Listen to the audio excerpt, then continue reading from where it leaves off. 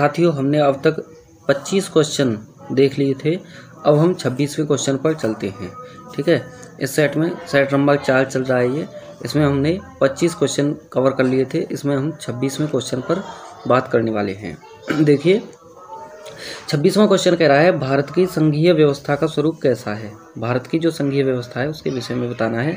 पूर्ण संघीय, एकात्मक यानी पूर्ण एकात्मक, अर्ध संघीय या अर्ध एकात्मक या परिसंघीय।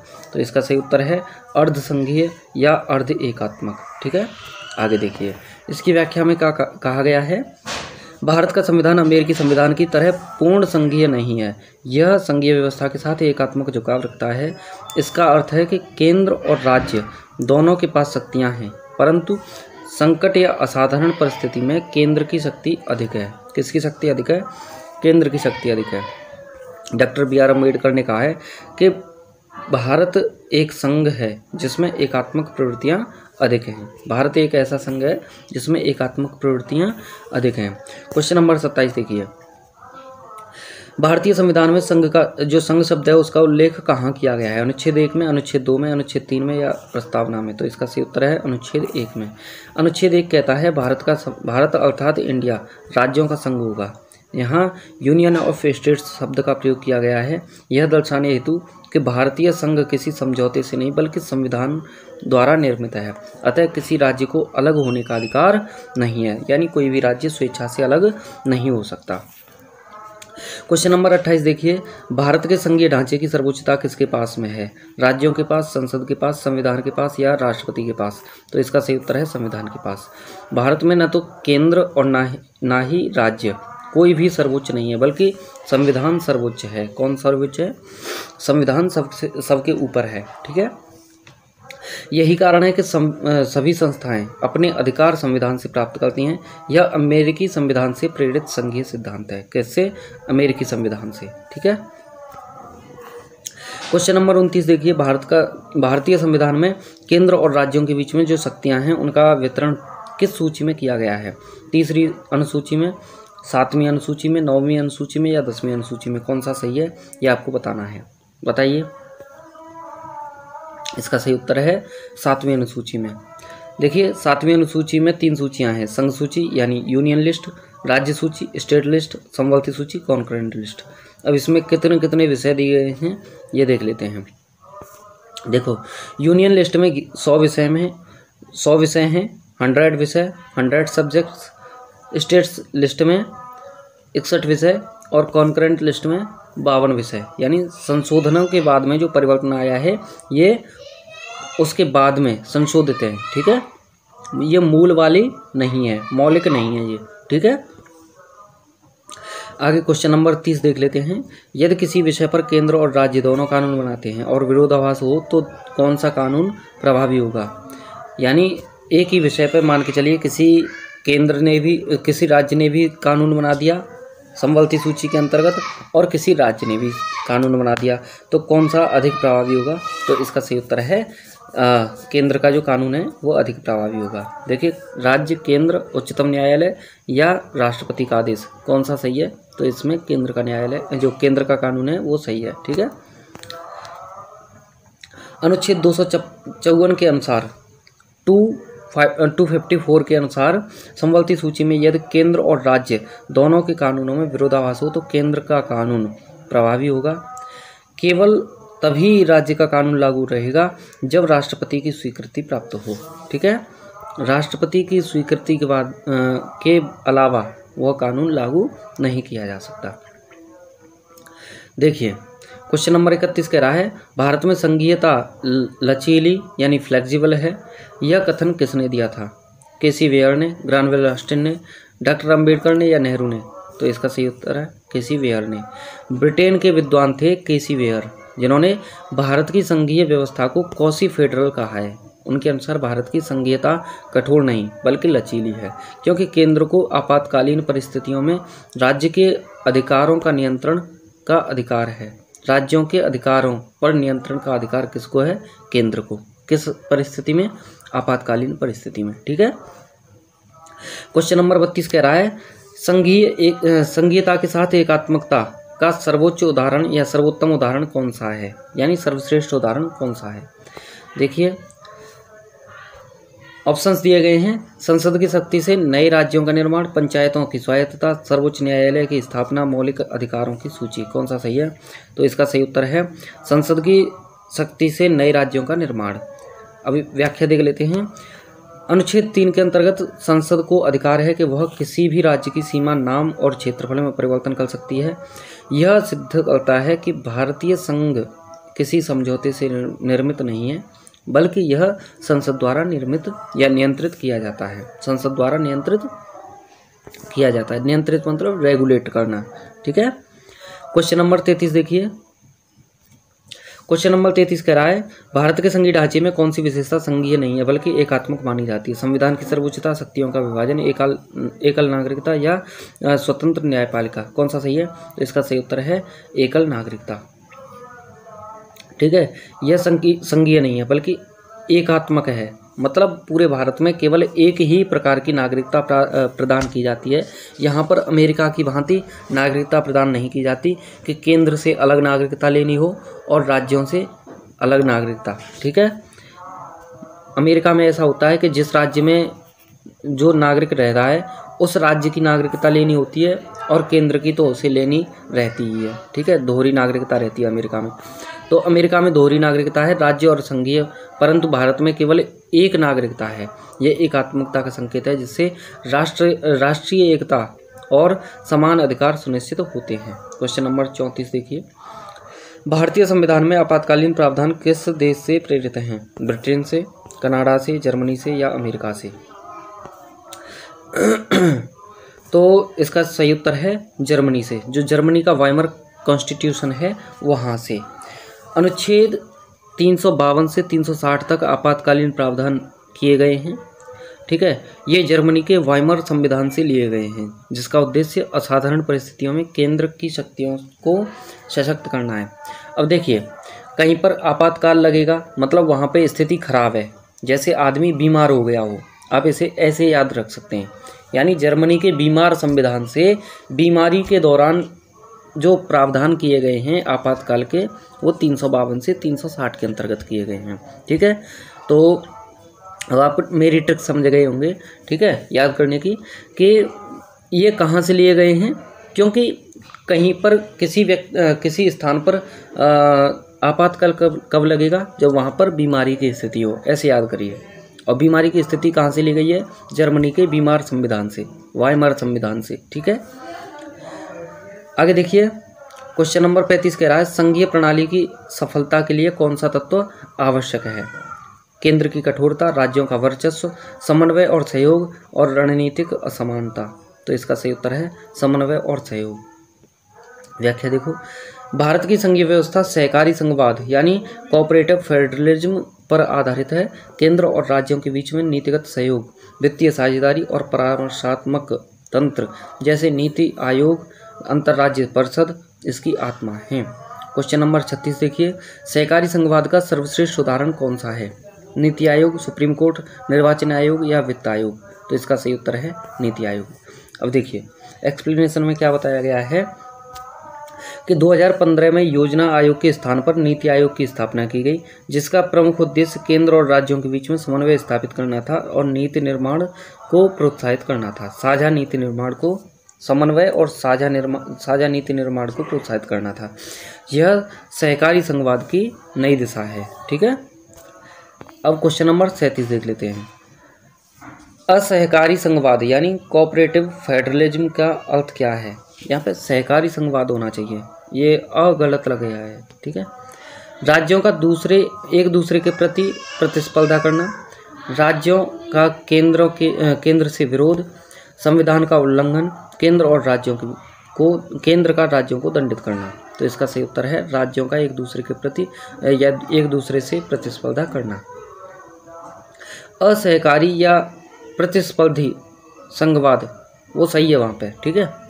में राज्य विकास, निवेश और नीति क्रियान्वयन के क्षेत्र में एक दूसरे से आगे बढ़ने का प्रयास करते हैं, मतलब एक दूसरे का सहयोग नहीं करते। वहाँ पे सहकारी में एक दूसरे का सहयोग करते हुए आगे बढ़ते हैं और असहकारी में एक दूसरे के मध्य में प्रतिस्पर्धा रहती है, संघवाद का विकास होता है। ठीक है, तो यह आर्थिक सुधारों के बाद उभरती नई प्रवृत्ति है। ठीक है, क्वेश्चन नंबर 38 देखिए, भारत का संघ राज्यों के समझौते से नहीं बल्कि संविधान से निर्मित है। भारत का संघ राज्यों से नहीं बल्कि संविधान से निर्मित है। इसका अर्थ क्या है? भारत का जो संघ है वह राज्यों से नहीं बल्कि संविधान से निर्मित है। इस प्रकार से इसका अर्थ क्या है? तो ऑप्शंस दिए गए हैं। राज्य केंद्र से अलग हो सकते हैं। ऑप्शन बी, संविधान सर्वोच्च है और संघ अविभाज्य है। ऑप्शन सी, राज्य संघ के समान है। और ऑप्शन डी, राज्यों का स्वतंत्रता सर्वोच्च है। तो इसके राज्यों की स्वतंत्रता सर्वोच्च है। तो इसमें सही उत्तर है ऑप्शन नंबर बी, संविधान सर्वोच्च है और संघ अविभाज्य है। यानी केंद्र जो है इंडिविजुअल है, यानी उसे विभाजित नहीं किया जा सकता, और संविधान जो है वह सर्वोच्च है। ठीक है, व्याख्या देखो, अनुच्छेद 1 और संविधान सभा की भावना के अनुसार भारत एक अविभाज्य संघ है। कोई भी राज्य अलग नहीं हो सकता क्योंकि संघ की नींव संविधान में निहित है, न कि किसी संधि या समझौते में। अब देखिए व्याख्या देख लेते हैं, क्वेश्चन नंबर 39 देख लेते हैं। व्याख्या देखने के बाद में केंद्र और राज्यों के मध्य में विवाद निपटान की अंतिम शक्ति किसके पास में है? संसद के पास, राष्ट्रपति के पास, सर्वोच्च न्यायालय के पास या प्रधानमंत्री के पास? तो इसके सही उत्तर है सर्वोच्च न्यायालय के पास में। अब देखिए एक्सप्लेनेशन में बताया गया है कि अनुच्छेद 131 के अंतर्गत 131 के अंतर्गत सर्वोच्च न्यायालय को संघ और राज्य या राज्यों के बीच विवादों का मूल अधिकार क्षेत्र प्राप्त है। यह संघीय न्यायिक संरचना का परिचायक है। क्वेश्चन नंबर 40 देखिए, संविधान में संघ राज्य संबंधों का आधार कौन सा है? केवल विधायी संबंध, केवल प्रशासनिक संबंध, केवल वित्तीय संबंध या विधायी, प्रशासनिक और वित्तीय तीनों? तो इसका जो सही उत्तर है वह है विधायी, प्रशासनिक और वित्तीय तीनों संबंध। अब देखो व्याख्या देख लेते हैं। संविधान में तीन प्रकार के संघ राज्य संबंध हैं। जो विधायी संबंध है वे 7वीं अनुसूची यानी 7वीं अनुसूची में है।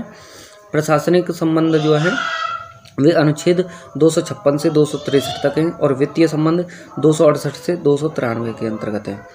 इन तीनों का संतुलन ही संघवाद की वास्तविकता है। अब क्वेश्चन नंबर 41 देखिए, भारत में वित्तीय संघवाद का आधार कौन सा अनुच्छेद है?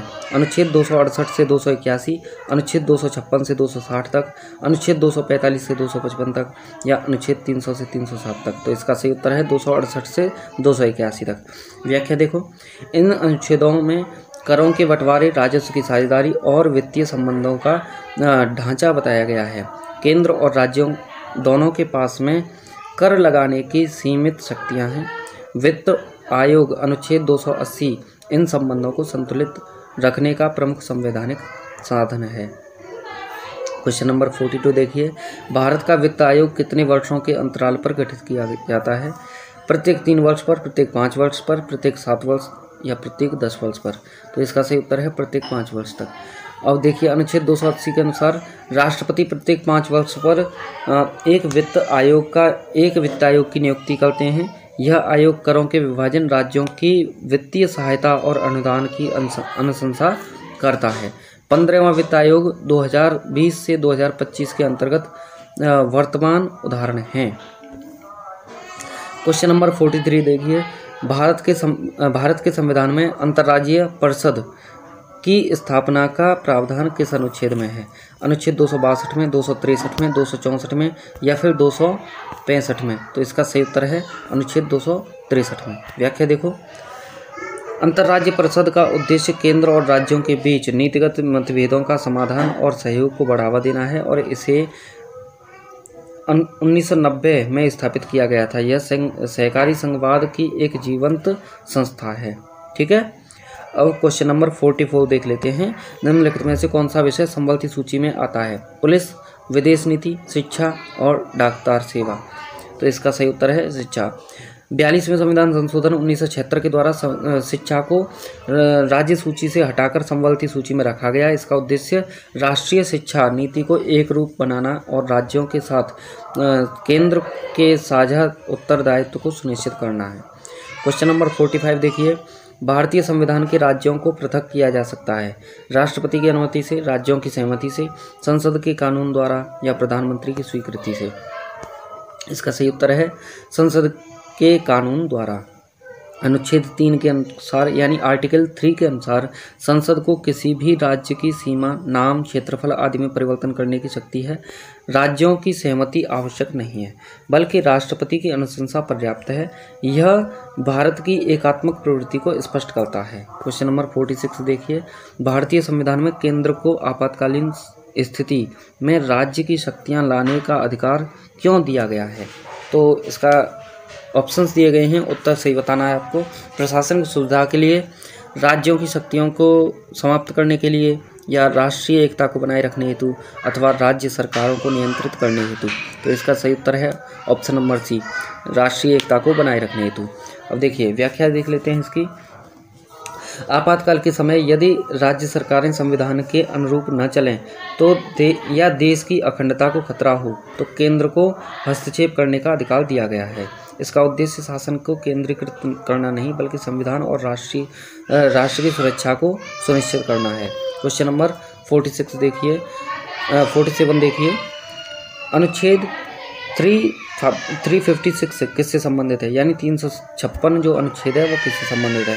वित्तीय आपातकाल, राष्ट्रीय आपातकाल, राज्यों में राष्ट्रपति शासन या न्यायिक पुनरावलोकन।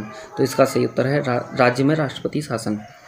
अनुच्छेद 356 के अंतर्गत यदि किसी राज्य में संवैधानिक तंत्र विफल हो जाए, यानी वहाँ पर सरकारें ठीक से काम न करें और लोकतंत्र की स्थिति न बची रहे, तो वहाँ पर राष्ट्रपति शासन लगाया जा सकता है।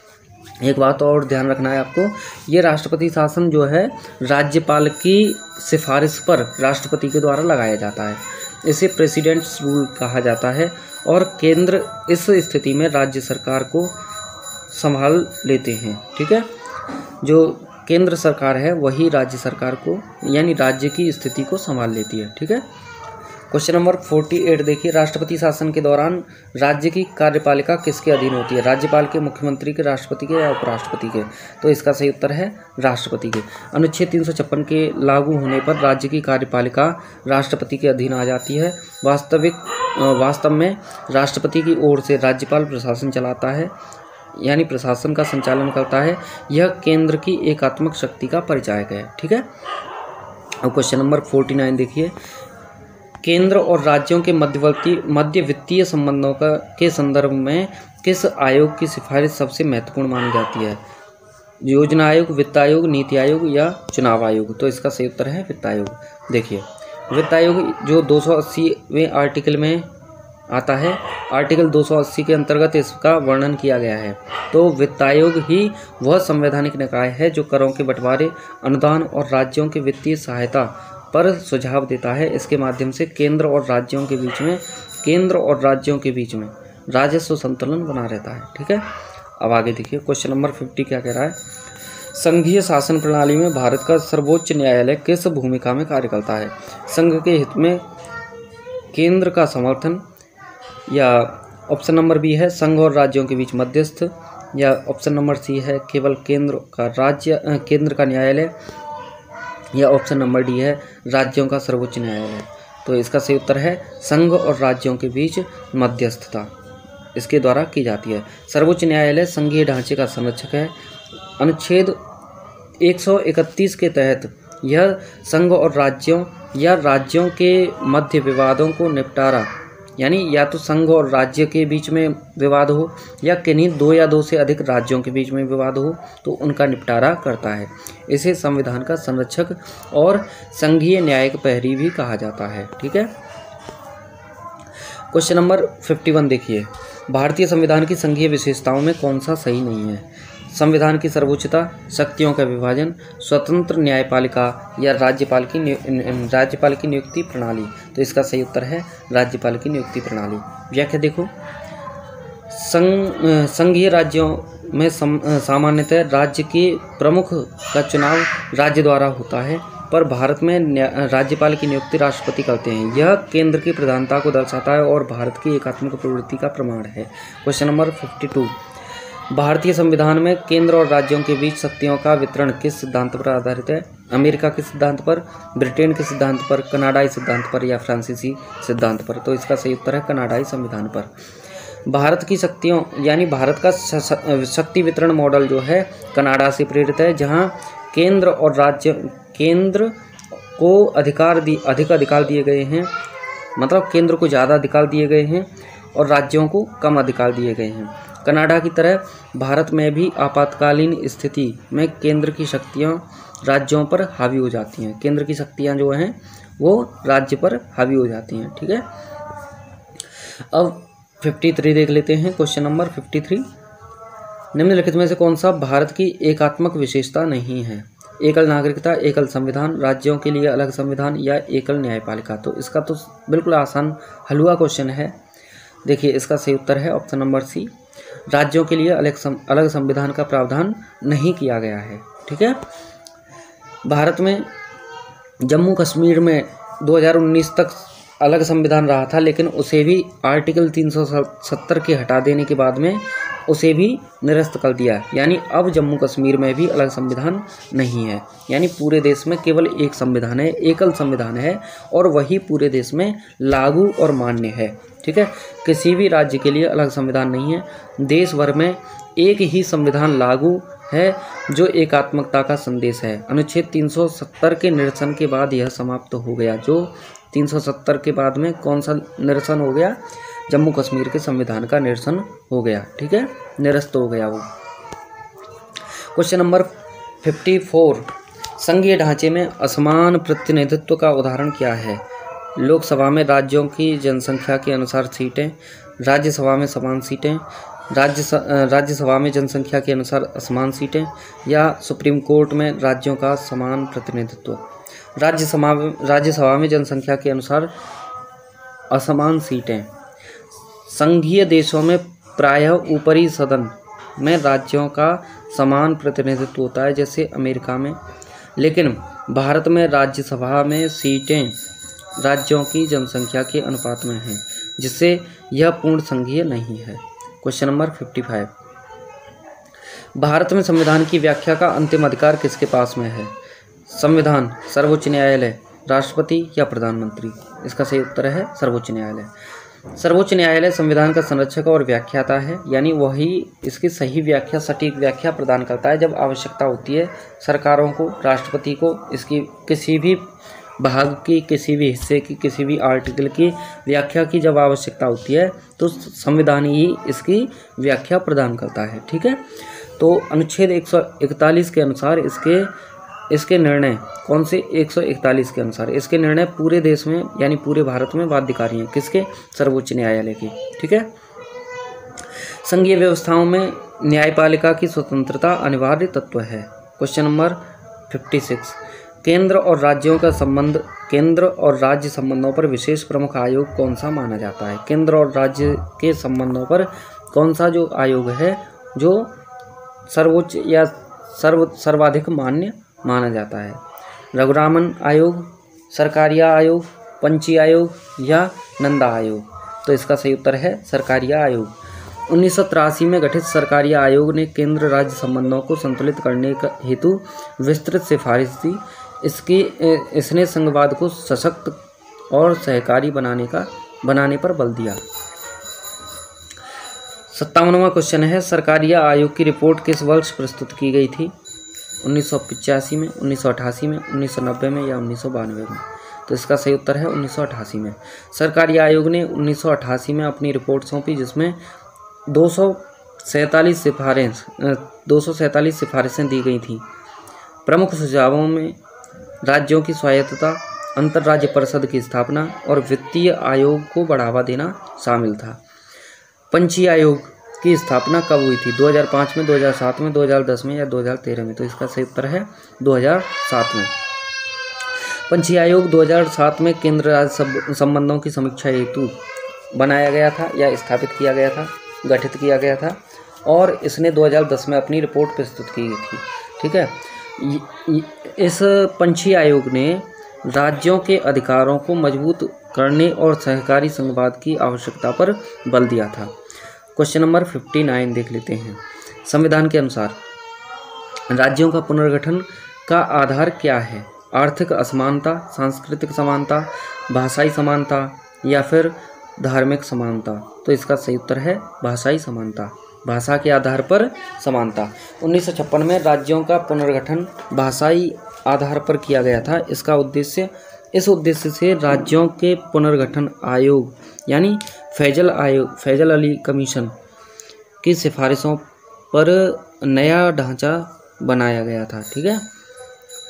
क्वेश्चन नंबर 60 देखिए, राज्यों के पुनर्गठन आयोग का गठन कब किया गया था या कब हुआ था? 1953 में, 1956 में, 1962 में या 1949 में? तो इसका सही उत्तर है 1953 में।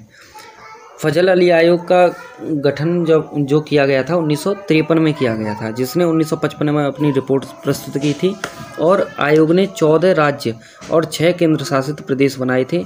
1 नवंबर 1956 को नया ढांचा लागू हुआ था। दोस्तों अभी बच्चे शोर शराबा कर रहे हैं। हम क्वेश्चन नंबर 61 से क्वेश्चन नंबर 100 तक पूरा करेंगे जल्दी ही अगले पार्ट में। फ़िलहाल के लिए इतना ही रोकते हैं, आप इसी का प्रैक्टिस कीजिए। ठीक है, तो इस क्वेश्चन को आप देख लीजिए, क्वेश्चन नंबर 61 को। ठीक है, बाद में हम इस पर चर्चा करेंगे आगे। ठीक है, तो बने रहिए हमारे साथ में। टेक केयर, जय हिंद, नमस्कार।